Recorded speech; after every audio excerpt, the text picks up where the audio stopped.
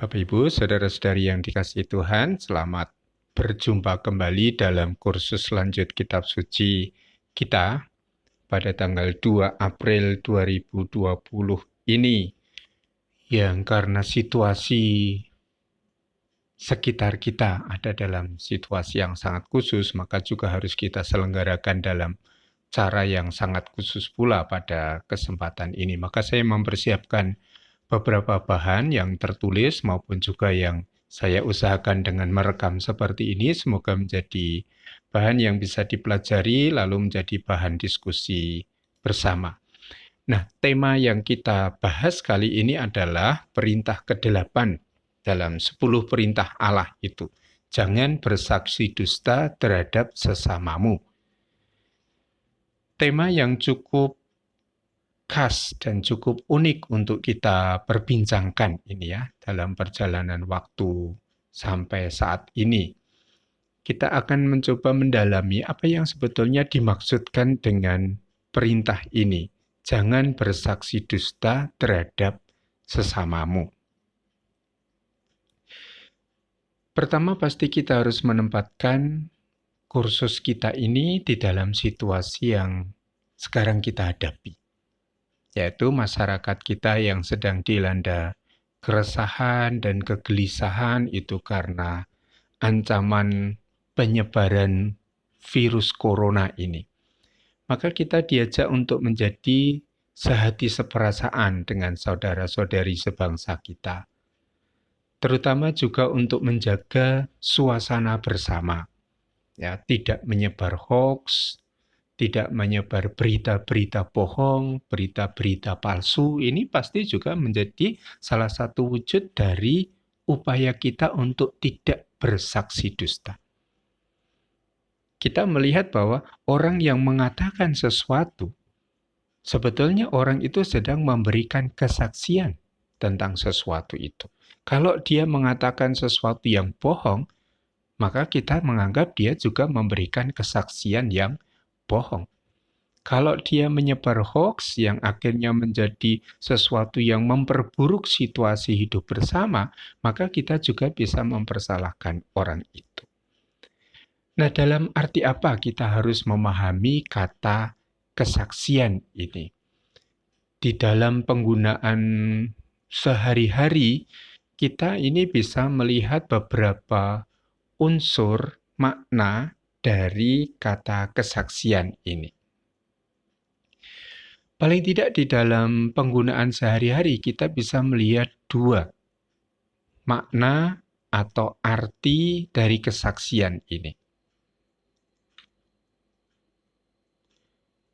Makna yang pertama itu adalah berkaitan dengan kesaksian yang diberikan di dalam sebuah sidang.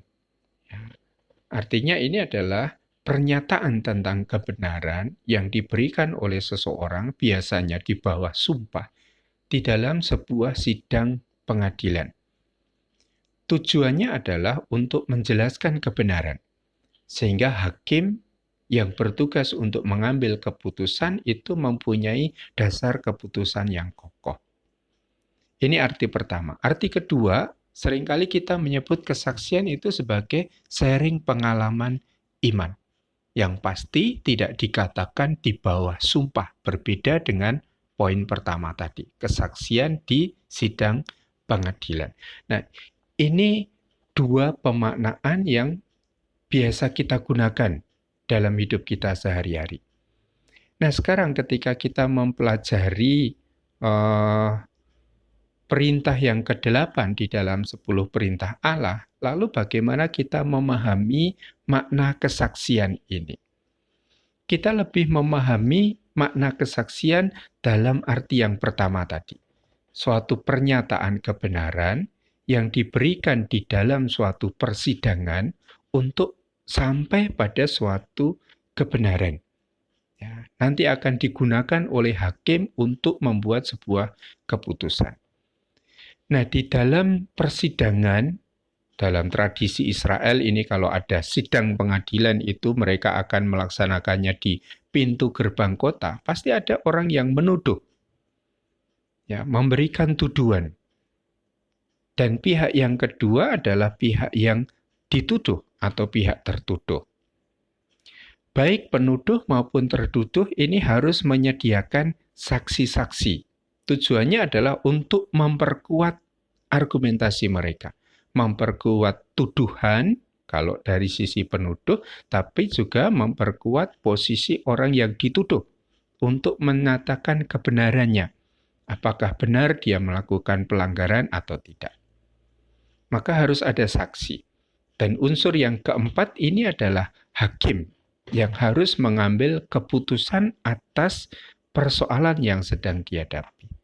Nah, hakim ini hanya akan bisa memutuskan, mengambil keputusan dalam persidangan itu berdasarkan kesaksian. Nah, ini kita lihat ada dua kubu ya yang saling beroposisi, penuduh dan tertuduh, yang masing-masing harus menyediakan saksi. Penuduh harus memiliki saksi-saksi untuk membuktikan bahwa tuduhan mereka benar.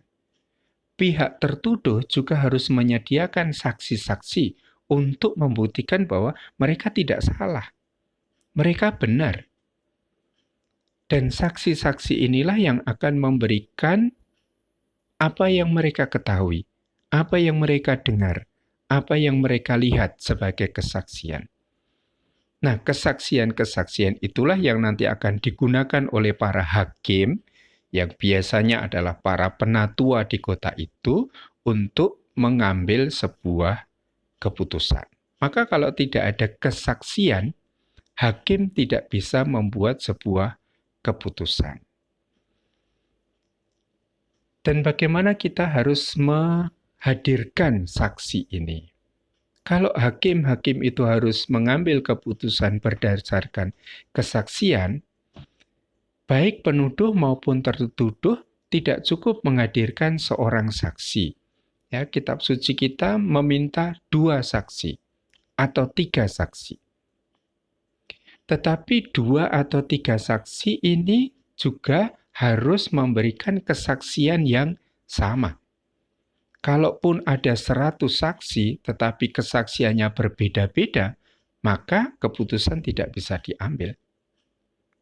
Ya, syaratnya adalah harus ada 2 atau 3 saksi, dan 2 atau 3 saksi ini harus memberikan kesaksian yang sama, bukan kesaksian yang berbeda. Nah, atas dasar 2 kesaksian yang sama itulah seorang hakim, atau kalau di sana bukan seorang, tetapi kelompok hakim-hakim, para penatua itu akan mengambil keputusan.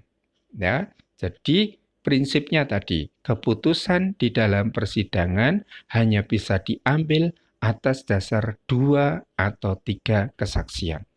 Apalagi dalam hal hukuman mati, minimal harus 2. Sehingga kalau kita pahami dalam konteks pengadilan ini, kesaksian itu sebetulnya merupakan pernyataan tentang kebenaran yang diberikan dalam sidang pengadilan oleh seseorang yang memiliki pengetahuan langsung akan orang, benda, atau peristiwa yang terjadi.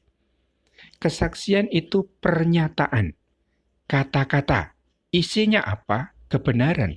Ini ideal. Apa yang diberikan sebagai kesaksian mestinya adalah kebenaran atau menyatakan kebenaran.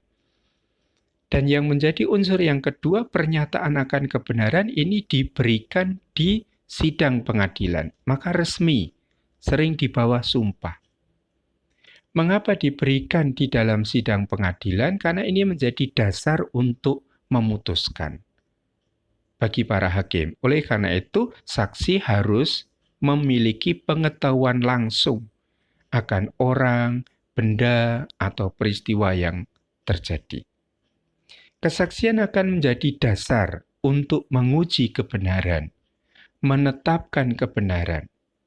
Karena kesaksian akan menyatakan fakta yang objektif, atau orang yang memberi kesaksian harus memberikan fakta yang dapat dia buktikan. Bagaimana membuktikan? Dari apa yang dia dengar, dari apa yang dia lihat, dari apa yang dia alami sendiri. Tidak boleh hanya mengatakan, oh saya mendengar dari orang itu bahwa dia berzina. dia sendiri harus melihat. Dia sendiri harus tahu situasi itu.